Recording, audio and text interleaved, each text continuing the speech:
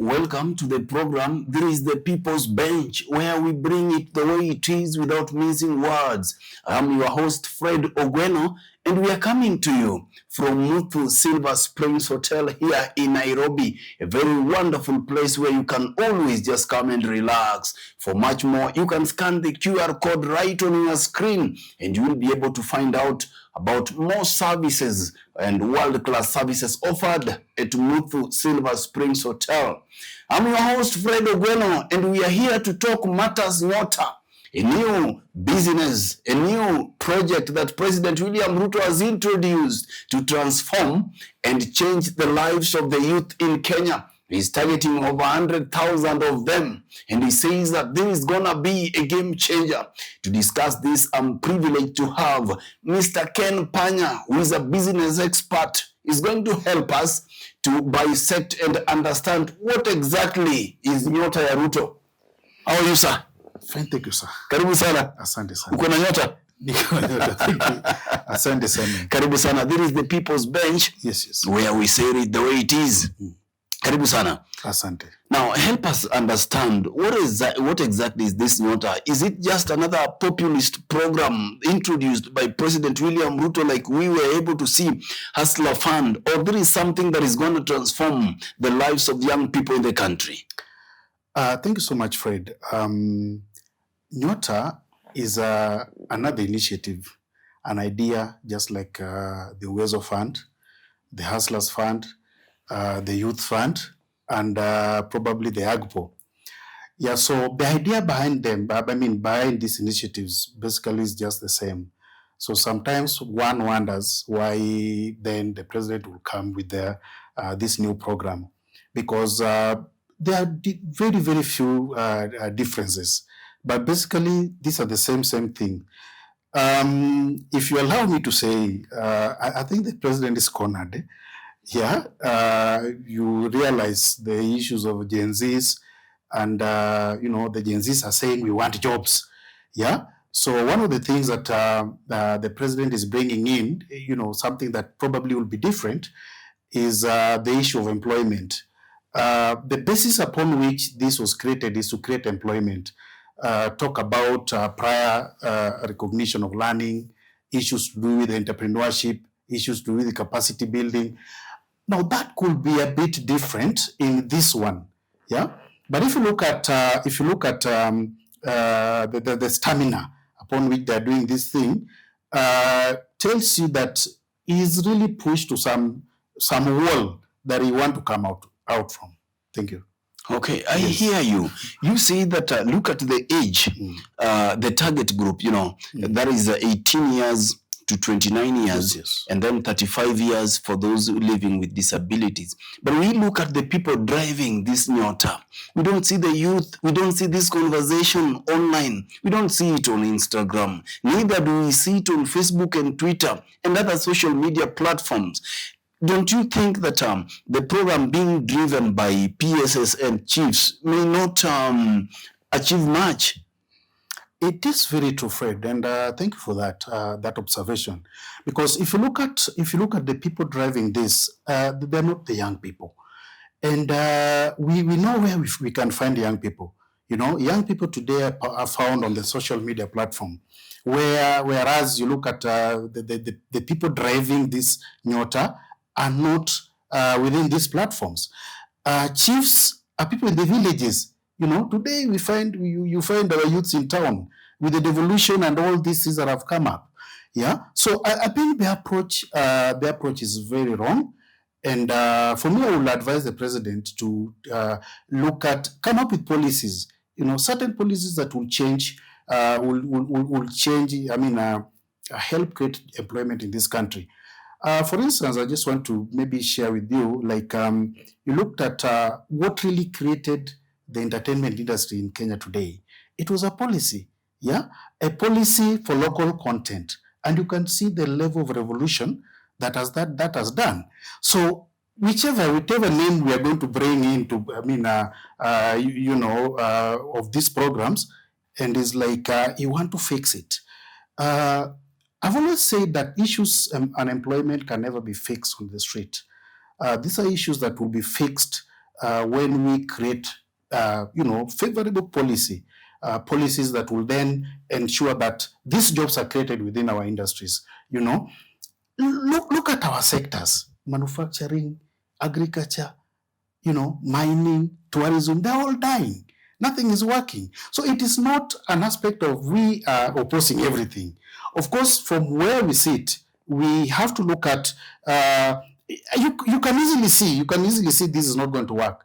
Just like, if I can touch probably a little bit on Hustlers Fund, if you give somebody 500 shillings, for heaven's sake, what is that money going to do? 500 shillings? Yeah. Even today, we are talking about 50,000. Or saying you are giving a youth an internship and paying 6,000 shillings. What will that really do with the kind of economy? I think policymakers in this country should go back to the drawing board and start looking at things that are sustainable, not just things that not initiatives that will not go anywhere. But somebody or some people would argue that for World Bank, there is presumably having some of the best economists in the world to come out to support this project. It means that it must have been well thought out. Yeah. You see, World Bank, the coming in of World Bank is a very good thing, by the way.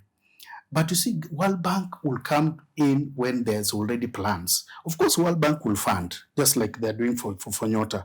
But you see, when there are no plans that are in place, they'll fund and it will end nowhere. Let me tell you, I was doing an audit sometimes back, and there were World Bank projects, around 970 World Bank projects that were stalled. So if it is World Bank, then why did they stall?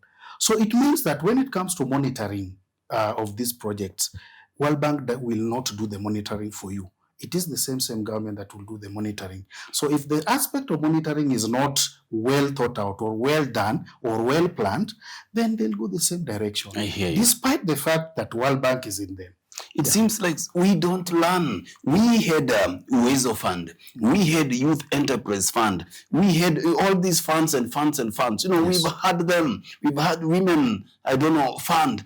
And all these things, with the time, we've not seen a great impact that they have done. All we've seen is corruption, nepotism and all these things in a manner that people are being given these funds. Don't you think that there is going to be enough transparency in terms of how these young people are going to be selected to be the beneficiaries of this Nyota Ya Ruto?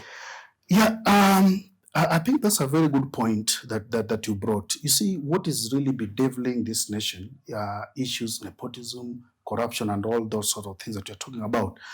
And that then will water down, even if it's a good initiative, then it will water down that project or the initiative, because then at the end of the day, we'll then say, we want to give it to our friend, we want to give it to our cousins, we want to give it, and by the way, the word cousin today in Kenya probably gives a very big, a very different connotation.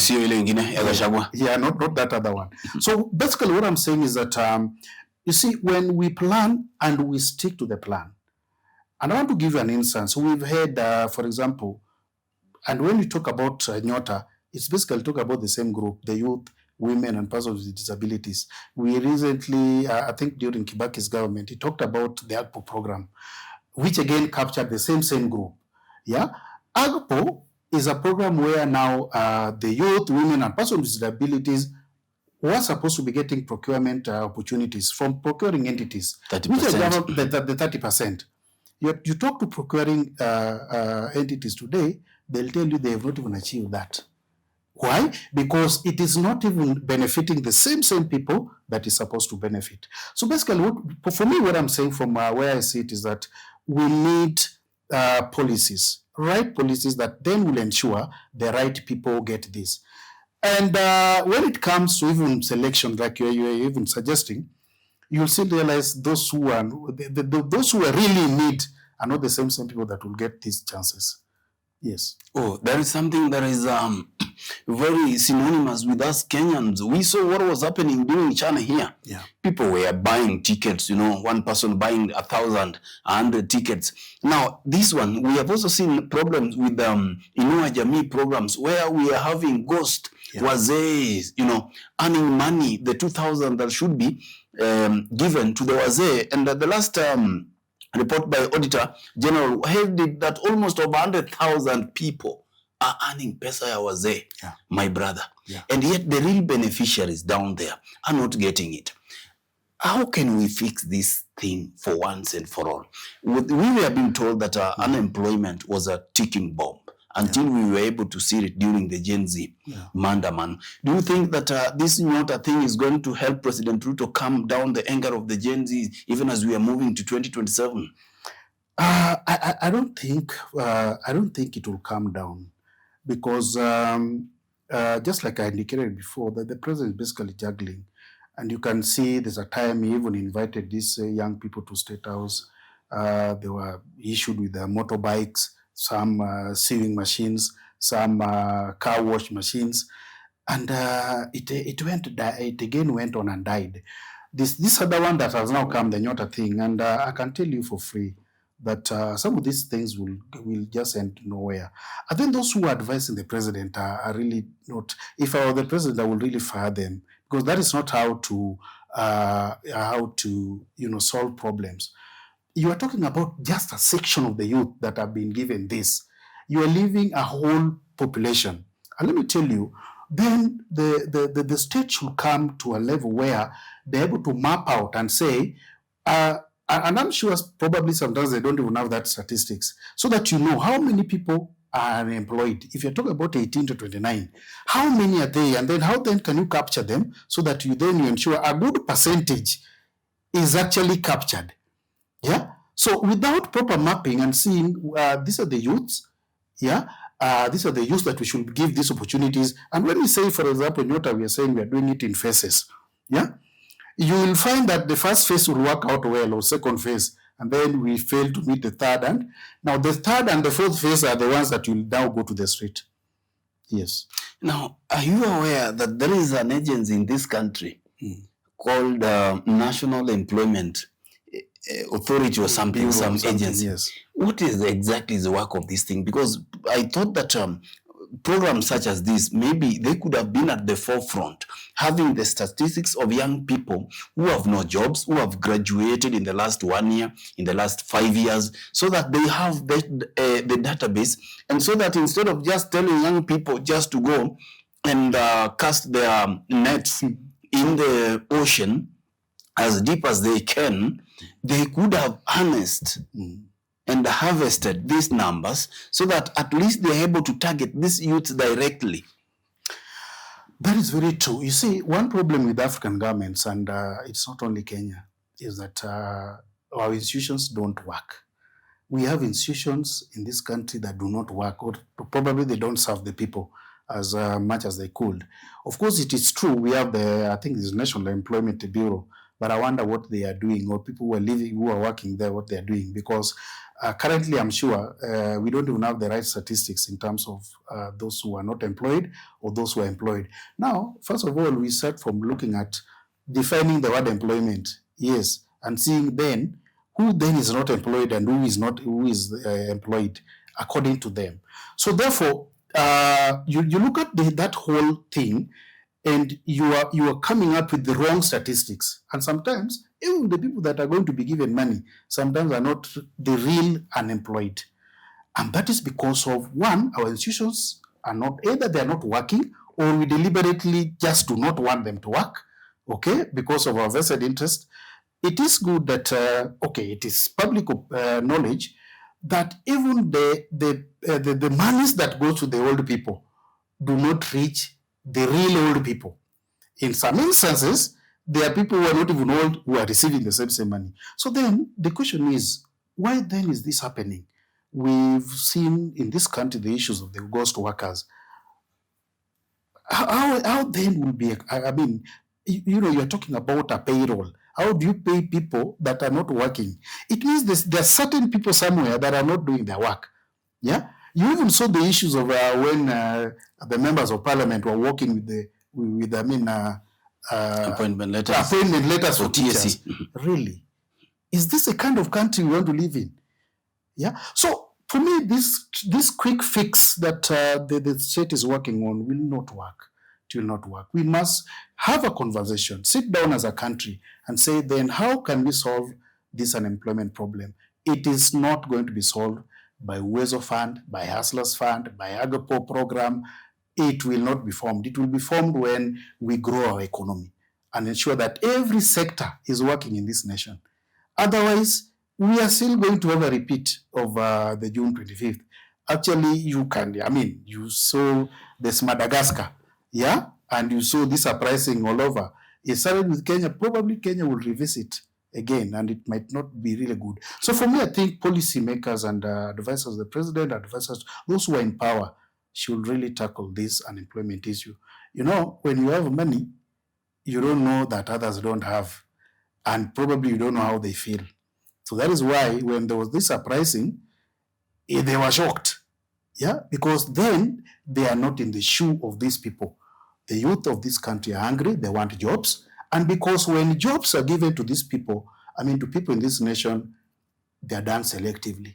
Others are being told, go and look for KRA compliance, look for what and what, go for help.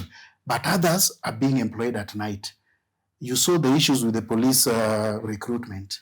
Yeah? Tell us. Yes. That's why we are here. Tell us. The police recruitment. Yeah.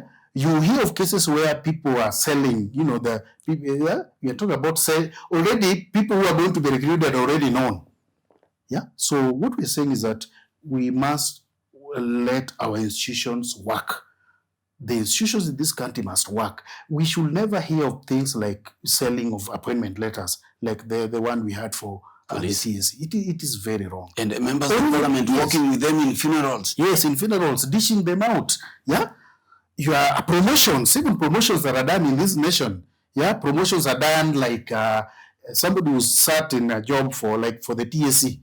Somebody has worked for 10 years is not promoted, but somebody who's just joined is promoted. And ghost workers, my brother, yes. If we could get rid of ghost workers from our payroll system, right from State House to county governments. Look, Homa Bay County alone is accused of having over 1,300 plus ghost workers. These are people who are earning a minimum of 39,000. Look at that, over 50,000 per month. Yes. If we were to employ real people, not ghost, that is over 1,300 people from Homa Bay County employed, and another county, and another county, and to the national government, then probably we could solve this unemployment issue. You see, when you talk about ghost workers, you talk about, again, the aspect of, are they even qualified in the first place? Yeah? Because then, if we are talking about, if you're saying we are employing our relatives and our friends, then it will mean that we are not even going to look at, if you're not looking at the KRA compliance, we're also not looking at the qualification. Remember, there's a time when the former deputy president was telling the president that, by the way, so many of us here, we are talking about those who don't have credentials. And even within us here, there are so many of them that do not have. That is ridiculous. And that's the worst thing that can ever happen, So it means these are people we even know. We know so and so, yeah, is a ghost worker, or we know there are payrolls that have been made in this country where people are being paid and they're not working. And actually, if you look at the issue of Homa Bay, for example, this is not an issue that started yesterday. It started long when the counties' governments were in place, but nothing has been done. We just talk about ghost workers, and remember, ghost worker. There's nothing like ghost worker. These are payments that goes to certain individuals. Yeah, imagine if it is 39,000 shillings and it goes maybe times 10 and it goes to one individual. That's around how much? So he receives that on top of his salary at the end of every month, at the expense of the youth who was supposed to be employed in these positions. Tell me, my brothers, we are winding up. Kenyan Gen Zs have influenced other Gen Zs globally. Yes. Look at what is happening in Madagascar, my brother. The president has even dissolved cabinet and they are saying, no, you must go. Yes. The army have now joined him. And it started here in Kenya. Did we learn any lessons from the Gen Z uprising here in Kenya so that the things that they were talking about, corruption, nepotism, unfulfilled promises by national government, by county governments, and bringing back sanity? Did we learn any lesson now that we were having even cases of police, those who are supposed to be new recruits, to be recruited? People are walking and people are asking money from people. Do we really learn? I can tell you, my brother, that we never learned. Look at the approach that the president took. You see, there was that uprising. The youth went to the seat. Of course, there are a few infiltration of criminals who took the advantage, but the youth had sent a message that they needed to have been heard. And there's a time I went to South Africa, and the youth there were like, so Kenyans, you could do this. You see, let me tell you, what happened in Kenya has been replicated across the world. Yeah, but unfortunately, our leaders never learned anything. They looked at the youth problem in the eyes of politics. They looked at it politically and tried to solve the issue politically by bringing in, you just recently, were now coming into government. The other time it was the ODM brigade, until the tune changed. So to them, they thought it is not actually the pressures that the youths are feeling, but they thought they could solve it. Akina, your friend, Makoure, they joined government and went silent. Yeah, today they're not talking anything. But remember the youth that are really suffering in this nation, and this youth will still demand for their rights as Kenyans. Thank you. Yes. And with that, we come to the end of our conversation tonight. It has been the People's Bench coming to you from Muthu Silver Springs Hotel here in Nairobi. We had a candid conversation with a business expert, Mr. Ken Panya. He says it exactly the way it is, that it is high time we look at unemployment keenly, that if Nyota program by President William Ruto has to work, then we have to rethink it and involve the youth, probably in a more better way than it is being done. Thank you so much for watching, and we hope to do this. Please don't forget to subscribe on the YouTube channel at the People's Bench, so that anytime we have this kind of conversation, we'll be able to find them. Thank you so much, and God bless you. Thank you so much, my brother. That was candid. Welcome back to the bench next time. Thank you so much. Asante sana. Most welcome. Bye-bye. Asante.